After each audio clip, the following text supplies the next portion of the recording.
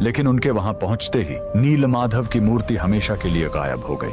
भगवान अपने भक्त विश्ववसु के साथ हुए धोखे और राजा के घमंड से नाराज थे। राजा ने रोकर माफी मांगी और अन्न जल त्याग दिया। तब आकाशवाणी हुई, मैं अब उस पत्थर के रूप में नहीं मिलूंगा, अब मैं समुद्र तट पर एक लकड़ी के लट्ठे के रूप में आऊंगा। कुछ समय बाद पुरी के समुद्र तट पर एक विशाल अद्भुत लकड़ी का लट्ठा तैरता हुआ आया। राजा समझ गए कि यही भगवान का नया रूप है। उन्होंने तुरंत आदेश दिया कि इस पवित्र लकड़ी से भगवान की मूर्ति बनाई जाए। लेकिन समस्या यह हुई कि वह कोई साधारण लकड़ी नहीं थी। जैसे ही राज्य के बड़े बड़े कारीगर उस पर छेनी हथौड़ा चलाते, उनके औजार ही टूटकर बिखर जाते। उस दिव्य लकड़ी पर खरोंच तक नहीं आ रही थी। तब स्वयं भगवान विश्वकर्मा एक बूढ़े शिल्पकार के रूप में आए। उन्होंने कहा, मैं इससे मूर्ति बनाऊंगा, लेकिन मेरी एक शर्त है, 21 दिनों तक कमरा बंद रहेगा। अगर बीच में दरवाजा खुला तो मैं काम छोड़कर चला जाऊंगा। राजा मान गए। 15 दिनों तक अंदर से छेनी चलने की आवाज आती रही, लेकिन फिर सब एकदम शांत हो गया।